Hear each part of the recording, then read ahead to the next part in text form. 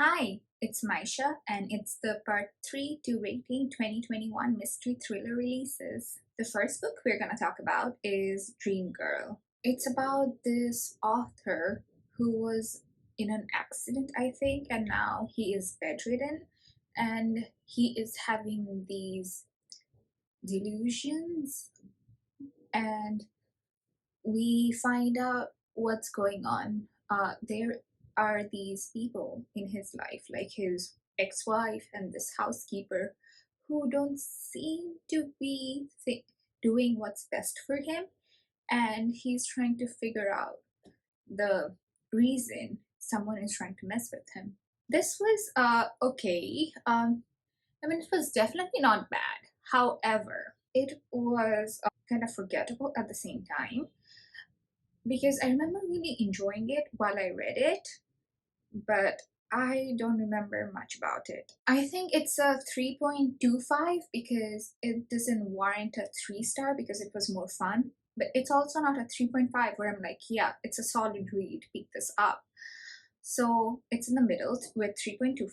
The next book we're going to talk about is Never Saw Me Coming. Next up, Never Saw Me Coming. I gave it a 5 stars, one of my favorite thrillers of the year. It's about this girl who is in a program who are trying to rehabilitate psychopaths. She's simultaneously on a revenge path where she's trying to take revenge on someone who wronged her years ago. It is so good. Please pick this up. So twisted. I think there were a few other point of views throughout the book, but I just wanted to keep coming back to the main girl's point of view because hers was the most fun. There was also this guy whose was kind of fun too. He like faked his way into being accepted in the program because all the psychopaths got scholarships for participating in the program. His was fun as well. There were a few others like, but I just wanted to come back to the main girls because hers was the most interesting, and I always love revenge books. Revenge books are my jam. Next up, The Family Plot.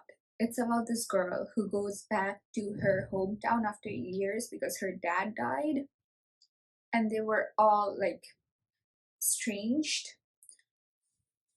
and her brother went missing years ago.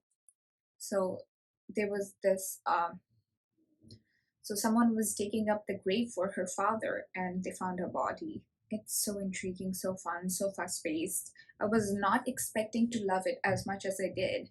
I only picked it up because it was on script and it didn't have that available now thing. So I was in the mood for a thriller and I'm not very picky. So I was like, okay, I have this available, I'll read it. This blew my mind. This is a very straightforward thriller. Next up, We Were Never Here. I think it was a Reese's book club pick. That's why it got a lot of hype.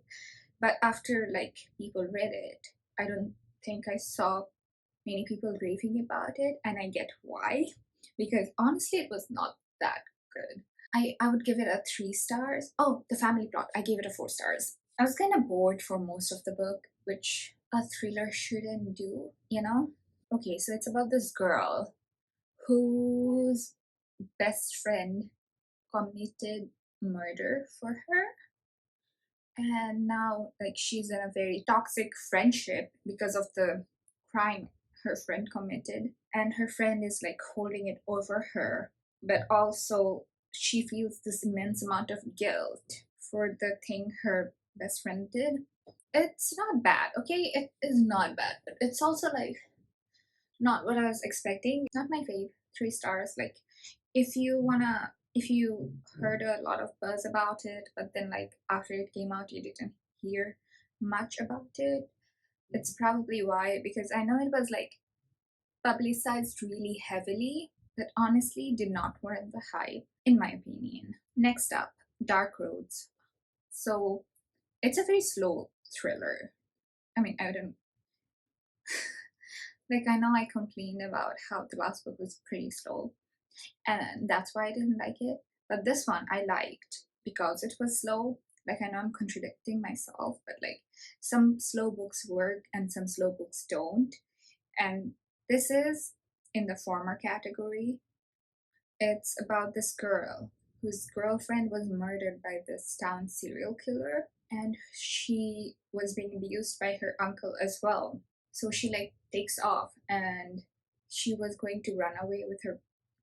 So she was going to run away with her girlfriend before her girlfriend was murdered. So she like gets entangled in this. So the first third is like building up the story about like her meeting her girlfriend, her good life, and then you see her like lose it all. And then in the second part, it's about her sister who comes into town, like the dead girl's sister, and she is trying to find what happened to her sister because she doesn't think the police in the small town is doing their job. The first two thirds were pretty slow, and the action really takes off in the last third. The book is divided into like three parts, and the part three is where all the action is. Part one is all the build up, and part two is more build up but from another point of view. And then the third part is where like you're seeing the sister and the girlfriend investigate the crime and like find the town serial killer. It was really good in my opinion. I would give it a 4 stars. Next up, not one of my favorites of the year. It's later. What can I say? I have never given I have never given any of his books more than a 3.5. And I don't know why I keep picking his books up, because I think it's because his fans are always like, no, he writes so many different genres, you're bound to find something that you like, but it hasn't happened yet. Even though all the books he writes are hyped up, like he's at this point in his career that everything he puts out readers will read, which is good for him, but like I don't wanna pick up any more of his books. I mean, unless they sound really intriguing to me. Later is about this boy who can see ghosts, and you see him trying to figure his abilities out, and then something happens, and he and his mother gets like entangled in this thing where he has to like do something that I completely forgot about. Like I do not remember, because like I remember the first half because the first half was so fun, and if the entire book was him like seeing ghosts, talking to ghosts, finding out people's secrets, because ghosts have to tell you the truth apparently in this universe.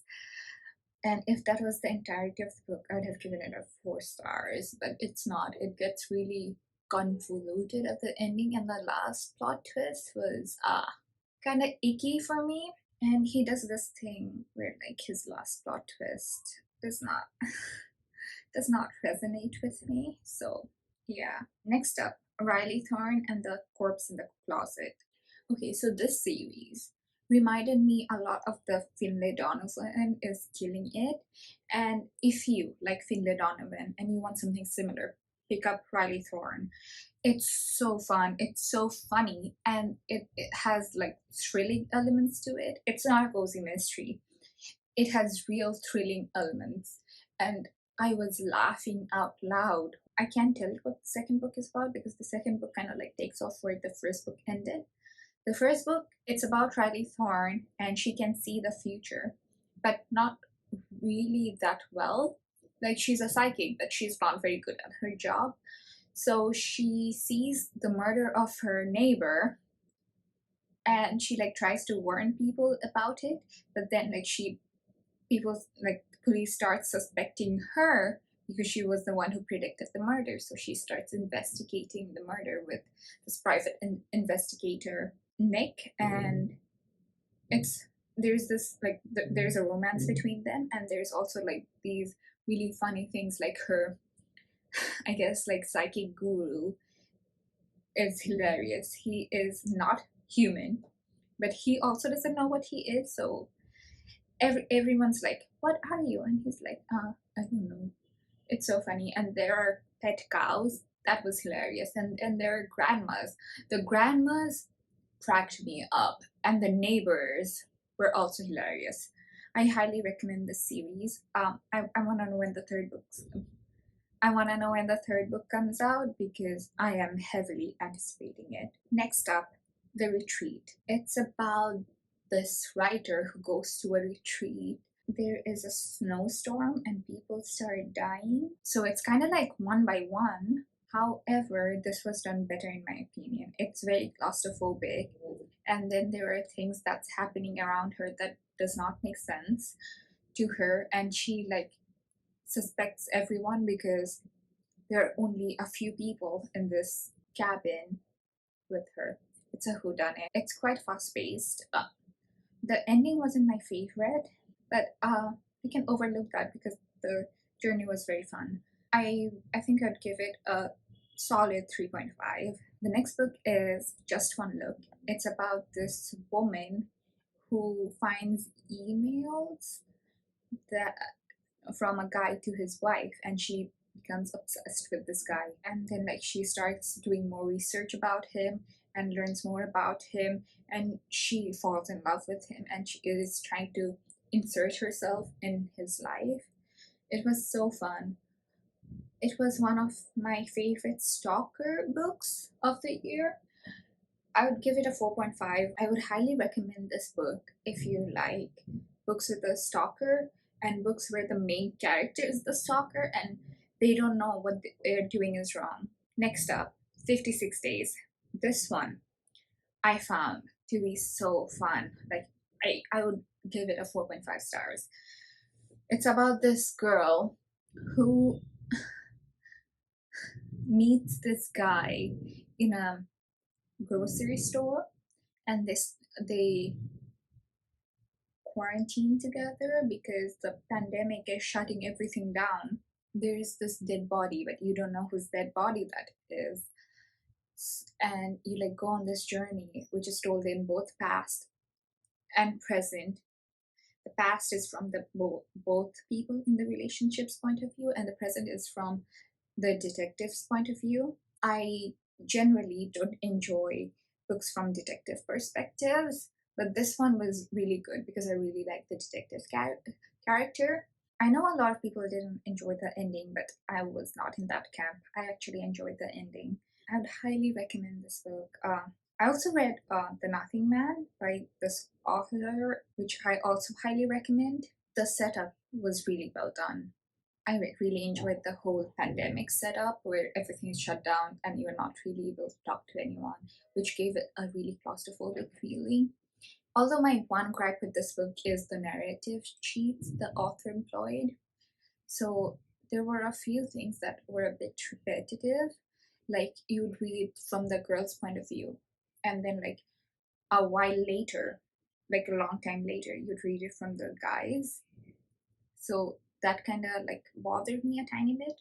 But other than that, this was really good. 4.5. Next up, How to Kill Your Best Friend. It's about this group of people who go to their friend's funeral, and the main girl refuses to believe that her friend is dead because her friend was a swimmer, like a really strong swimmer, and a dead body hasn't turned up yet. And as you like read more of the book, you find out things that were not right in the friend group, and you find out secrets about each and every one of them. I really enjoyed it. I gave it a 3.5. I would say though, if you are going to pick up any of the Lexie Elliott books, I'd recommend The Missing Years over this one. But this one was also a very solid read. I guess when I read it, I was not in the mood for a British thriller, because if you have read British thrillers, you'd know how different they're from American thrillers. And like, if you don't like characters who are really annoying and all around horrible, you might not enjoy most books from the British thriller genre, because the unlikable main character is a very strong theme in most of the British novels, not just thrillers. Even like romances have these really deeply unlikable characters. And it's very hard to root for them, I'm not even gonna lie. But I actually really like unlikable, messy characters. Like I like characters who are extremely messy. so it doesn't really bother me. But if you're someone who's not into unlikable characters, don't pick up. I mean, be careful about picking up British books with, because that's a theme I have noticed. Next up, slow fire burning. Okay, this was a very slow book, and I remember really enjoying the book and really enjoying the build up, but I cannot for the life of me remember what happened at the end. I If you asked me spoilers for it, I wouldn't be able to give you because I do not remember the ending like at all. It's about this man who was murdered on his boat, like his houseboat, and there are different point of views from people who all had the motive to kill him because he was not a very good person, honestly. And you see, like, you go through each one of their perspectives and find out what happened. Like, can someone please remind me what happened at the end? Because I don't think I can give it a solid rating without remembering the end. I think I'd give it a 2.5, mostly because it had no staying power. Okay, the next book, The Turnout. It's about these two sisters who run a ballet school, and one of them is very like nice and encouraging, and the other one is very rigid and strict. And then one day, this constructor dude comes in their life to fix up their place, and he's trying to change their whole school. And one of the sisters is trying to, I don't know, like date him, and the other sister deeply distrusts him and does not want her sister to get involved with him. It was really slow as well. I liked it. I would give it a 3.25. But let me warn you, this was slow. Like, the thrilling part happened way later. If you want a book about complicated sister relationships, complicated mother daughter relationships, then pick this one up. But if you're looking for a thriller, I would not recommend this one. Even though it had thrilling parts in it, it had very little of the thrilling parts. So this was the book I was listening to when my roommate's cat first jumped on my lap. So this book is quite memorable for me in that regard. But so, like, this book holds a very special place in my heart for that reason alone.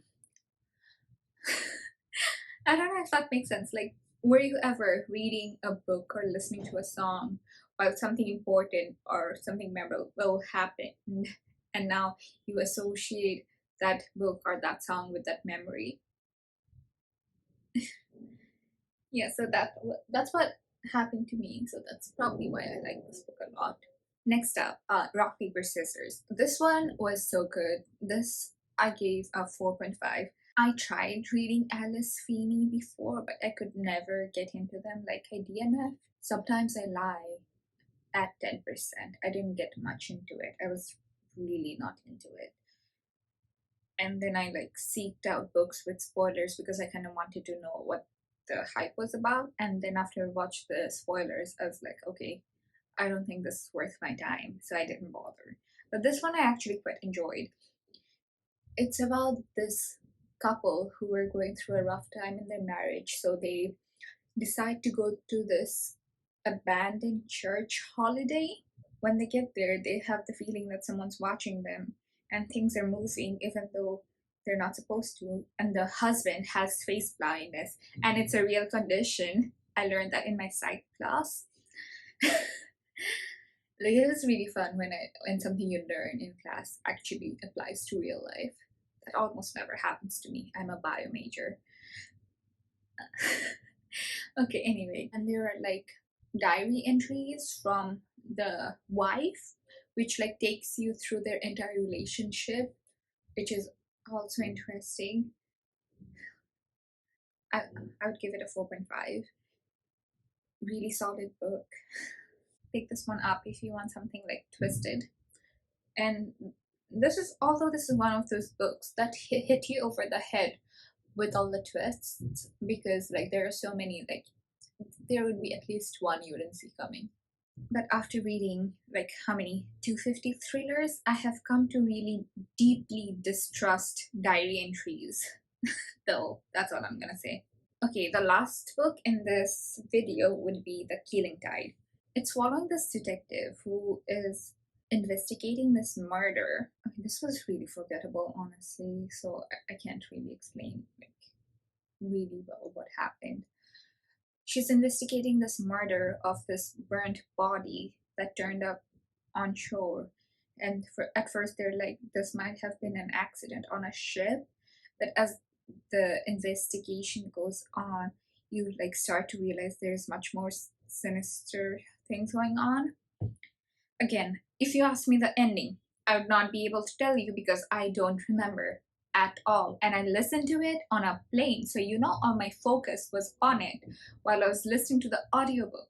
But still, I retained nothing. And it is also not the fault of the narrator because I think the narrator did a pretty good job. It's also the 16th book in the series, so that might have led to me like feeling detached from the detective main character. So that might have been my fault. I would give it a 3 stars because I remember like it getting me through the plane ride. So it couldn't have been a bad book because I had downloaded 30 books before I got on the plane. It's like a 15-hour plane ride. So I had better options, is what I'm trying to say. But I stuck to this one. So this must have been good for me to stick with it. So it's getting a 3 stars, but it was also kind of forgettable for me. Maybe I'll try reading the first book in the series because I did enjoy the book. Okay, the reason I picked this one up was because Anyplay was really pushing this book on me for some reason, and I couldn't figure out why. So I was like, okay, fine, I'll read it. And I read it. And I know now not to trust Anyplay recommendations.